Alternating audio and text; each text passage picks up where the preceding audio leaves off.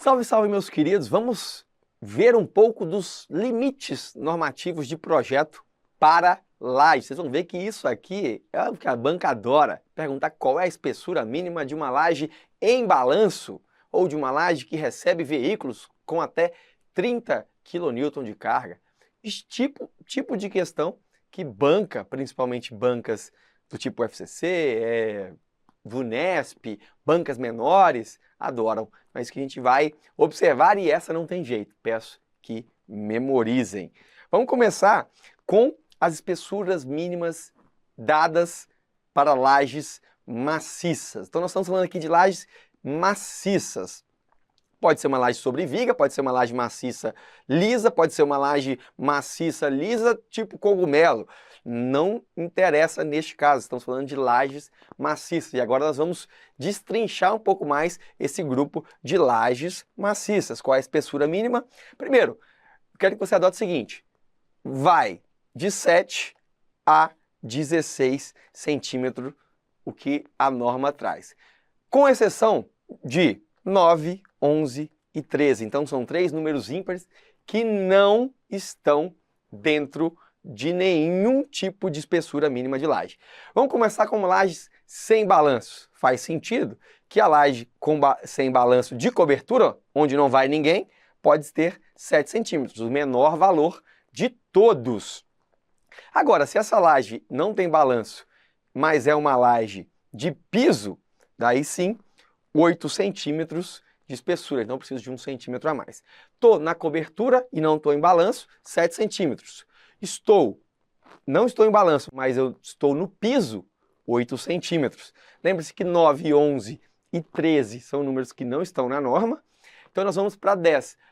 A 10 centímetros, que é uma laje convencional, uma espessura convencionalíssima, é uma laje que pode estar em balanço e que pode ter veículos com até 30 kN. Então, veja, não é um veículo, é peso total de veículos que ela pode receber até 30 kN. E aí sim, 10 centímetros. Tem duas possibilidades para lajes com 10 centímetros. Tanto utilizar balanço, quanto lajes que recebam veículos com até 30 kN, ou 3 toneladas, né? Então a gente pode pensar 3 fusquinhas, cada fusca tem mais ou menos 1 tonelada, que é esse fusquinha antigo. 3 fusca pode parar ali naquela laje e ela pode ter 10 centímetros, obviamente com armadura devidamente dimensionada para isso. 11 centímetros eu pulo, lembre-se, 9, 11, 13 eu pulo, vou para 12. 12 centímetros, laje com veículos acima, com peso total acima de 30 kN. Fechei aí a grande maioria, a grande parte de requisitos para lajes. Falou laje maciça, falou de 7 a 12, pulando 9, 11. Pulando 9 e pulando 11. 7 a 12, tá aí.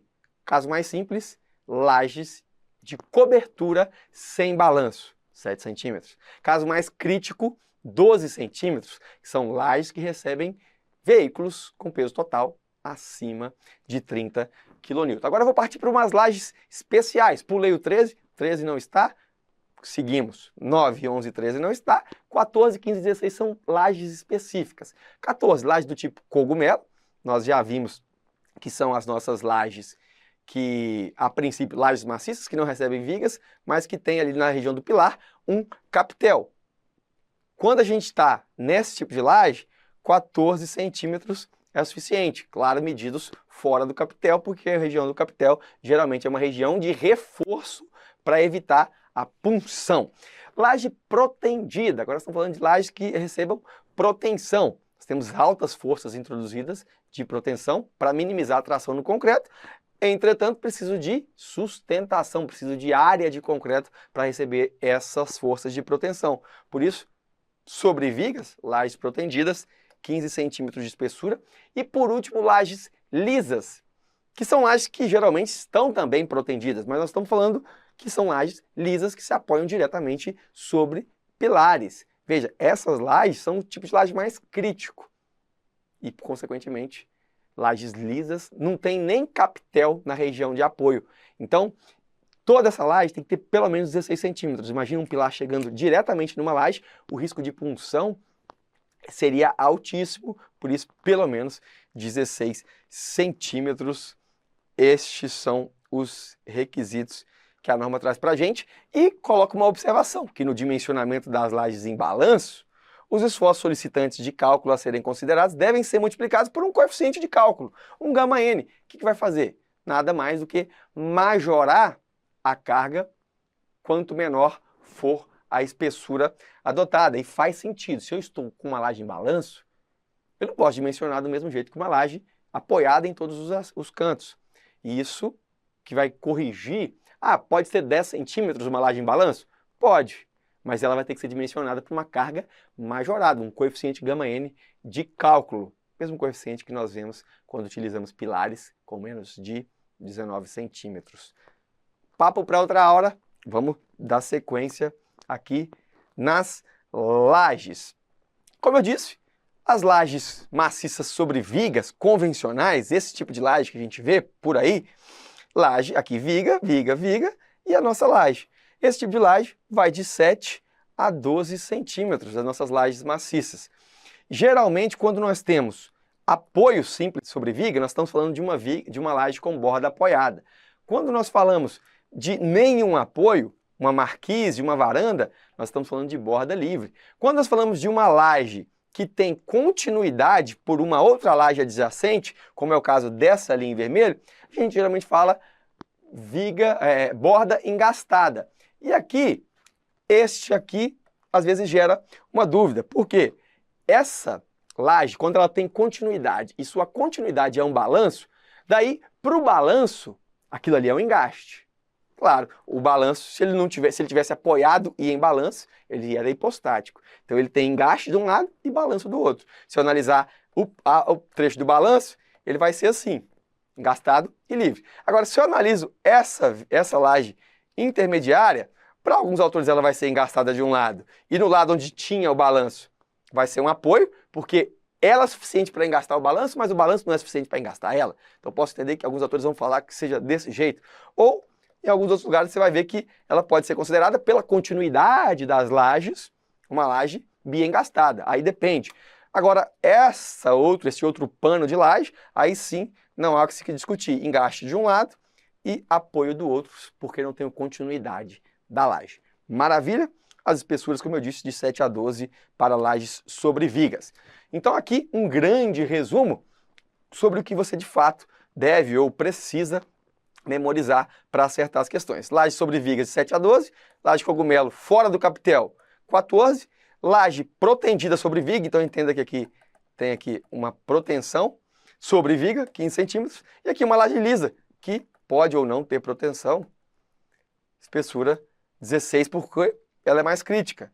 Tem aqui um pilar tendendo a perfurar essa espessura de laje, consequentemente é o caso mais crítico.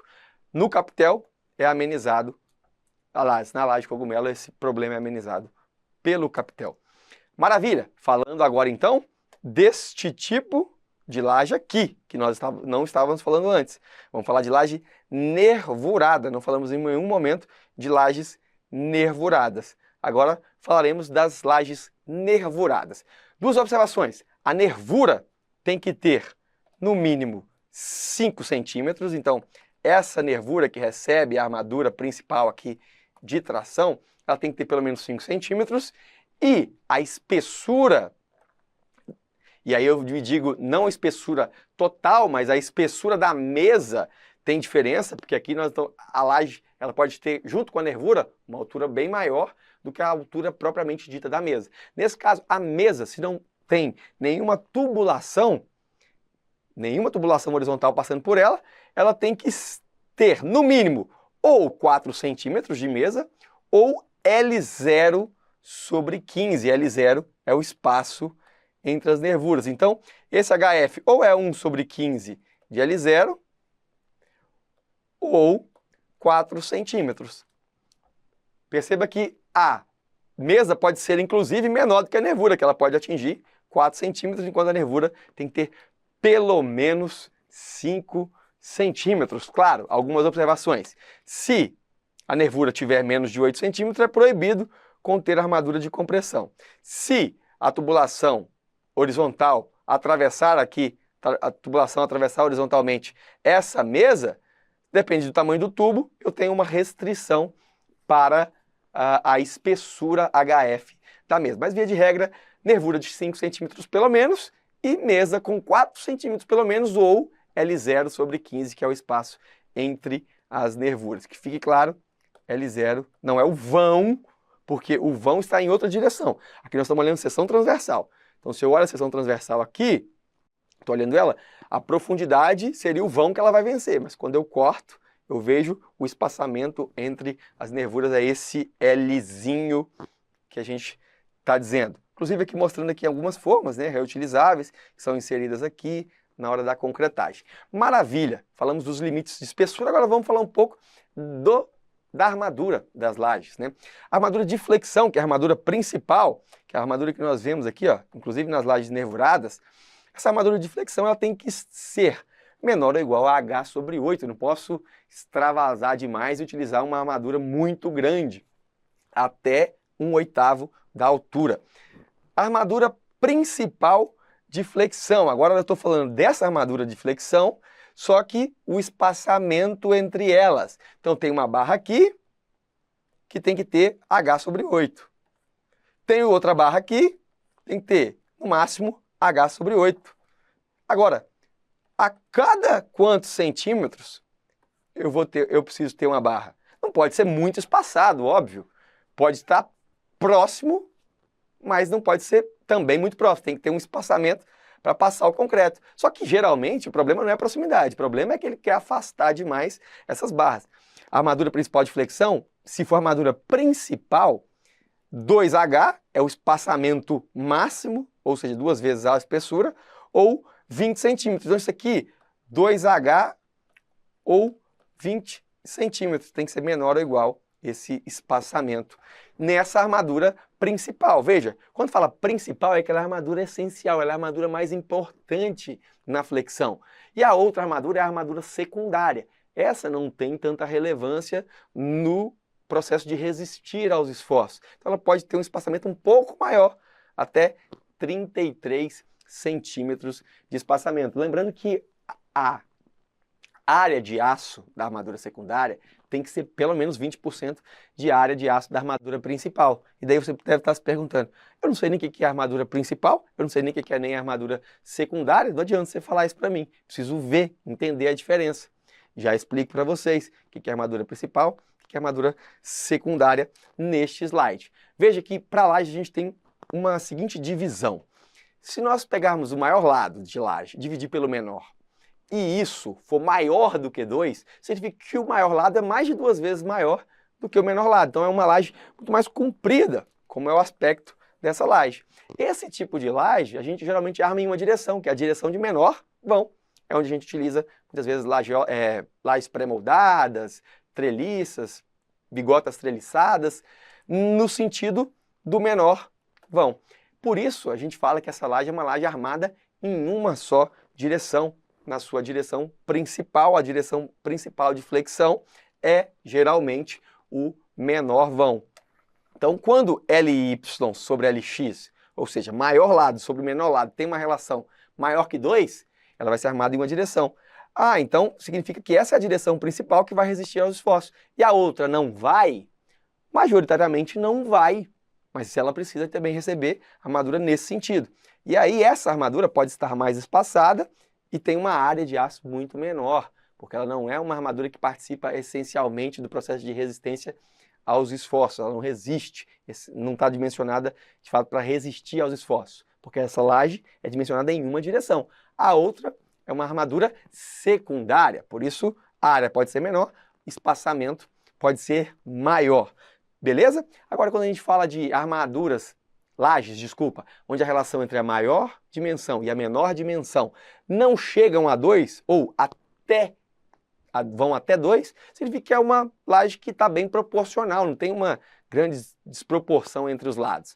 E essa laje, então, ela tem uma importância, não tem uma direção principal, ela vai ser armada em 2 direções. Portanto, tanto na direção maior quanto na direção menor, nós vamos ter que resistir aos esforços. Ela tem uma característica de distribuição diferente de esforços da laje em uma direção. Nesse caso aqui, temos que respeitar a armadura principal de flexão, tanto no eixo X quanto em relação a Y. Aqui nós não temos armadura secundária de flexão, tá ok? Esse caso aqui que a gente vê ao lado, inclusive é uma armadura longitudinal, principal de flexão nesse sentido, e uma armadura também aqui no sentido oposto, provavelmente aqui se a relação for a relação LY sobre LX for menor que 2, aparentemente aqui está menor ou igual a 2, né? Então ela é armada em duas direções, está aqui as duas armaduras positivas e aqui a armadura negativa, né, próxima aos apoios.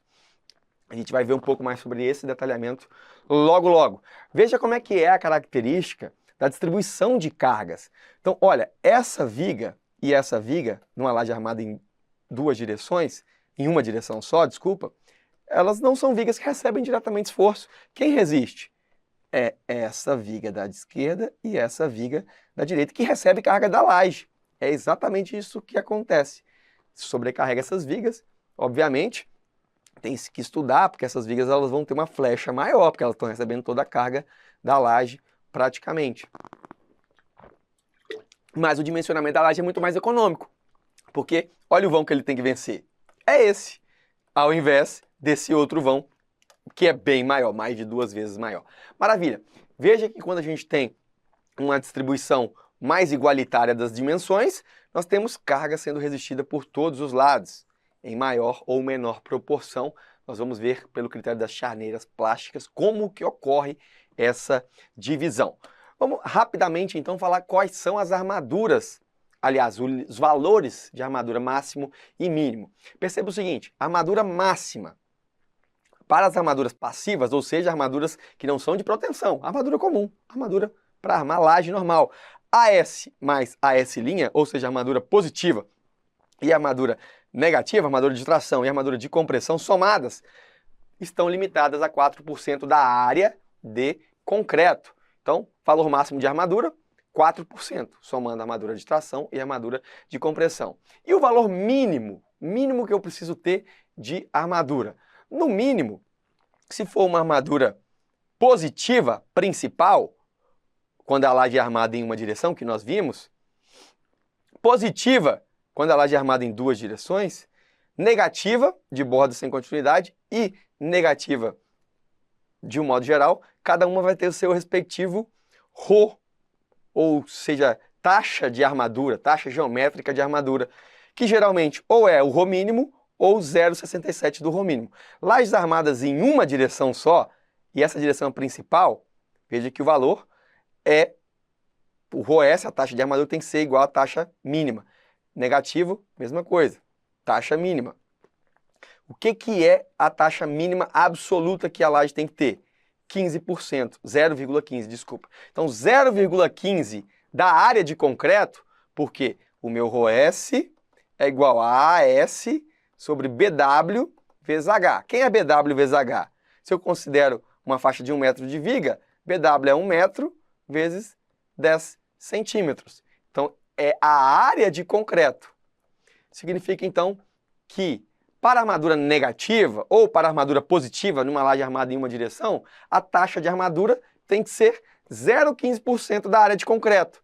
Dá para se entender assim, 0,15% da área de concreto. E casos de armadura de lajes armadas em duas direções, posso suavizar um pouco a armadura positiva, 0,67 de Rho mínimo.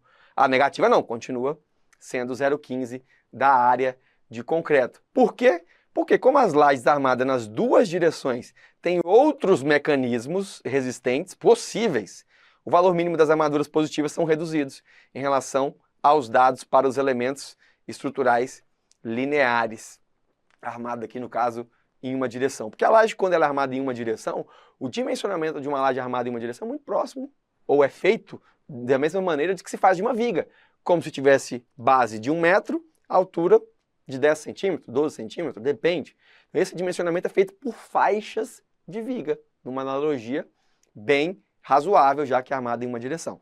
E essa armadura, a gente consegue ver, inclusive, a armadura inferior, aqui eu estou vendo do detalhamento, uma armadura inferior positiva, e nos apoios aqui, próximo aos apoios, uma armadura negativa. Essa armadura negativa aqui de continuidade, uma armadura negativa de bordo e uma armadura positiva para os vãos centrais.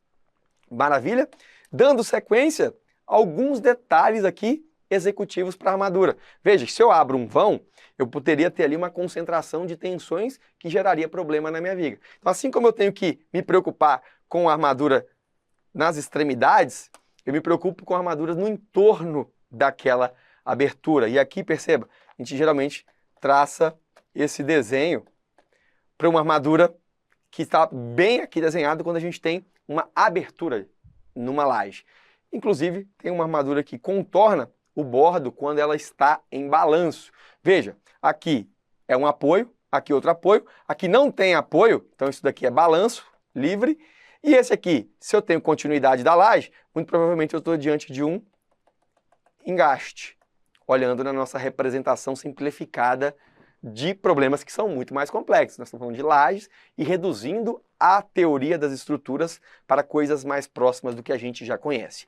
Uma coisa muito problemática em lajes, geralmente é o momento volvente, que são as lajes apoiadas no bordo, nas quinas, né? Então, essa laje aqui está apoiada em 4 vigas, e quando eu olho um momento positivo, um momento volvente positivo na face inferior, causa trincas nesse sentido. Na face superior da laje, perceba que o fundo da viga está até tracejado, porque ele não aparece, né, o limite da viga. Nós temos, por esses momentos que surgem na extremidade, o famoso problema de fissuração por momento volvente, que eu posso cuidar com uma armadura, claro, ortogonal às fissuras. Então aqui eu cuido com essa armadura, e aqui eu cuido com essa armadura, da mesma forma que está mostrando aqui uma alternativa, então essa aqui é a alternativa 1, ou posso fazer logo uma malha em cima e embaixo, nos cantos, para cuidar do nosso momento volvente. Analisando aqui um detalhamento de lajes convencional. Olha, primeiro, nomenclatura da planta de forma. Vou ensinar para vocês, talvez você já lembre. A nomenclatura começa da parte superior esquerda, então começa daqui, anda por faixas da esquerda para a direita, até chegar no final. Chegou no final, agora ela começa de baixo para cima. Então eu vou sempre em linhas, dando número a todos os elementos. Depois eu começo daqui para cima e vou percorrendo. Por isso, por esse jogo de xadrez aqui ser dessa forma, eu começo com P1, próximo, P2. Depois encontrei P3, próximo, P4, depois P5, depois P6, P7, P8. Não tenho mais nenhum no outro sentido. A horizontal resolveu todos os problemas. Agora viga, V1, V2, V2, outro trecho. V3, outro ramo, V3. Agora V4, subindo nessa direção. Depois V5, depois V6 nessa direção. E laje a mesma coisa. L1, terminou essa linha, começa a linha de cá. L2, L3. É assim que a gente identifica os elementos na planta de forma. E o detalhamento das armaduras? Aqui é um detalhamento de armadura positiva, né? Não tem aqui armadura negativa. Já mostrei no slide anterior para vocês. Opa, deixa eu tentar apagar aqui.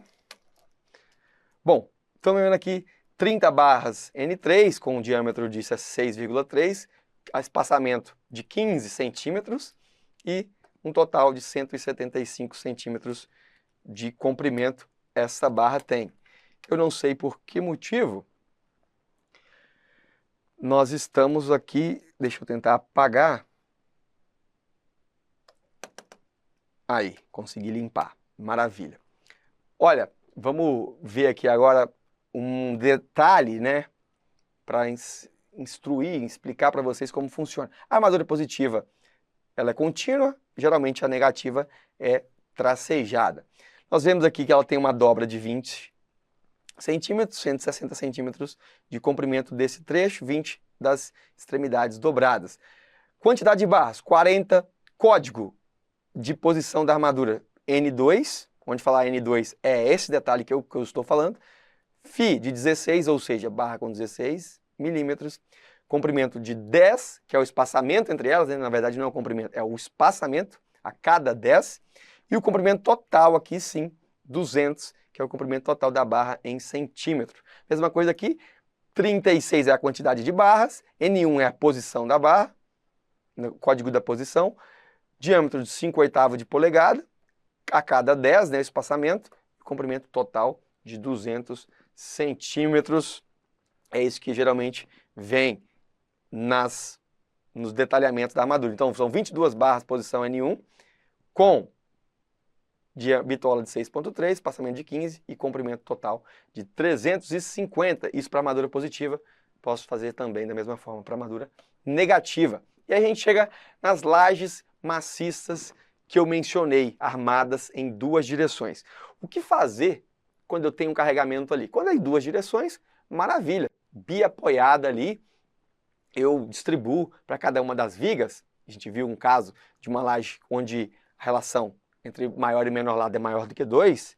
Então, LY sobre LX, eu vou armar nesse sentido aqui. Então, a cada faixa de 1 metro, essa laje está apoiada nas duas extremidades. Fica fácil de distribuir. Agora, quando ela está apoiada, engastada ou com borda livre e ela é armada em duas direções, ou seja, a relação é menor ou igual a 2, a relação entre seus lados, existe toda uma teoria, né, para se calcular a distribuição das lajes nas vigas. Essas lajes que elas têm uma carga uniformemente distribuída sobre essa área, mas eu preciso calcular minhas vigas através da reação gerada pelas lajes.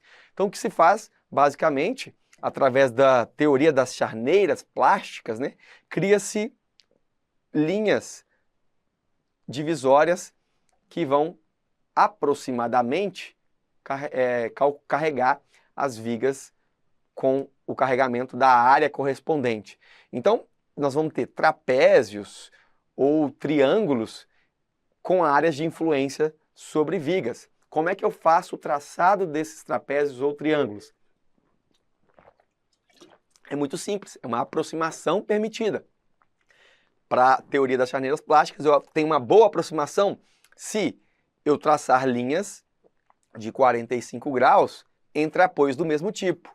Ora, aqui representa essa linha contínua representa apoio, linha tracejada representa bordo livre. E essa representação com linhas diagonais, engaste. Então, se eu estou com apoio de um lado e apoio do outro, são apoios iguais, traço uma reta 45. Se eu tenho engaste e apoio, eu traço uma reta com 60 graus a partir do apoio. É claro, o apoio ele recebe muito mais carga, ele pega muito mais carga a partir do apoio engastado, porque o engaste resiste muito mais do que o simples apoio. Então, olha, 60 graus aqui fica com o meu engaste, 30 graus fica com o meu apoio. Basicamente a ideia é essa, nessa divisão, dá mais para quem aguenta mais área para quem é engastado, um pouco menos de área para quem é simplesmente apoiado. E se tiver bordo livre, obviamente não tem nada que se fazer. Quem vai resistir não vai ser o bordo livre, vai ser 100%. Então, a linha que a gente fala de área não é nem 45, nem 60. É 90 graus, porque tudo isso aqui, no final das contas, é a área de influência para o engaste. Se você for analisar, é a maior área das três que nós temos. A1 é a maior área, depois a 2 vai para o bordo de lá e a 3 vai para esta viga da esquerda. E assim nós temos uma boa distribuição de cargas nas respectivas vigas por uma aproximação permitida pela norma, que é da teoria que deriva, né, que vem da teoria das charneiras plásticas, onde a gente teria ali rótulas plásticas na ruptura. Então, imitando um cenário, na ruptura teria mais ou menos essa distribuição de cargas para as vigas. Maravilha? Espero que tenham entendido os requisitos mínimos para o dimensionamento de laje.